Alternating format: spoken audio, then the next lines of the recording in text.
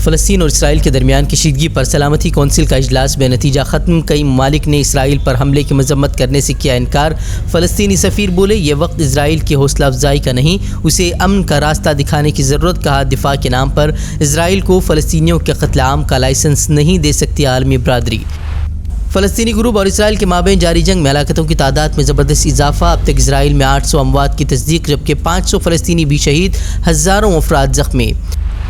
सालों से जंगी जराइम में मुब्तला इसराइल को हथियार फराहम करने का अमरीका ने किया ऐलान। तैयारा बरदार बहरी जहाज़ के ज़रिए इसराइल की मदद करेगा अमरीका।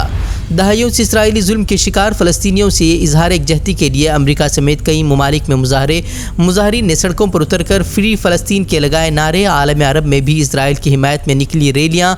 आज़ाद फ़लस्तीनी रियासत के क़याम का किया गया मुतालबा। इसराइल फ़लस्तीन तनाज़े पर तुर्क सदर का सामने आया बयान। एर्दोगान बोले आज़ाद फ़लस्तीनी रियासत वक्त की ज़रूरत, तनाज़ा रोकने के लिए सालिसी का किरदार अदा करने की भी कही बात। बैनुल-अक़वामी क़ानून के मुताबिक मसला हल करने पर आलमी ममालिक पर भी दिया जोर। हालात के मारे फ़लस्तीनियों पर दोहरे आजमाइश की घड़ी। गुंजान आबादी वाले इलाके गज़ा पर इसराइल की लगातार बमबारी जारी। रिहायशी इमारतों को भी बनाया जा रहा है निशाना। साथ ही इसराइल ने मुकम्मल नाकाबंदी कर बिजली, पानी समेत खुराक की सप्लाई बंद करने का किया ऐलान। गज़ा पर इसराइली बमबारी में अब तक 1,20,000 से ज़ायद अफराद बेघर।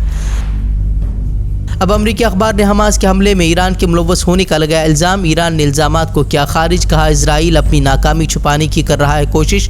अमरीकी अखबार ने ईरान पर हमास को हथियार फराहम करने का लगाया था इल्ज़ाम। 5 रियासतों में असम्बली इंतखाबात की तारीखों का ऐलान। मिजोरम, मध्य प्रदेश और छत्तीसगढ़ में 7 नवंबर को वोटिंग। राजस्थान में 23 नवंबर तो तेलंगाना में 30 नवंबर को डाले जाएंगे वोट। इंतखाबात के ऐलान के बाद कांग्रेस सदर खरगे का मोदी हुकूमत पर तंज। बोले इंतखाब के ऐलान के साथ ही बीजेपी और उसके साथियों की विदाई का रास्ता भी हमवार। असम्बली इंतखाबात की तारीखों के ऐलान के साथ ही राहुल गांधी का धमाका खेज ऐलान। कांग्रेस हुक्मरान तमाम रियासतों में ज़ात पर मबनी मरदमशुमारी कराने का किया वादा। बोले इससे खुलेगा तरक्की का नया रास्ता। बीजेपी पर नफरत की सियासत का भी लगा इल्ज़ाम। हमारी सिंपल सी बात है, हम सब ने निर्णय ले लिया है कि हिंदुस्तान के भविष्य के लिए कास्ट सेंसस जरूरी है। एक कास्ट सेंसस के बाद एक नया डेवलपमेंट का पैराडाइम खुलेगा और हमने निर्णय ले लिया कि हम ये काम करेंगे। आर्टिकल 370 की मनसूखी के बाद कारगिल में पहला इलेक्शन। बीजेपी को ज़बरदस्त शिकस्त का सामना। नेशनल कॉन्फ्रेंस और बीजेपी इत्तेहाद 22 सीटों पर काबिज, जबकि बीजेपी को मिली सिर्फ 2 सीटें। बीजेपी की इबरतनाक शिकस्त पर उमर अब्दुल्ला का सामने आया बयान। बोले गैर जमहूरी तरीके से रियासत को तकसीम करने वालों के लिए ये सबक आमोज़ पैगाम। उमर अब्दुल्ला ने कश्मीर में इंतखाबात को लेकर इलेक्शन कमीशन पर की तनकीद। बोले बीजेपी के इशारे पर चल रहा है इलेक्शन कमीशन।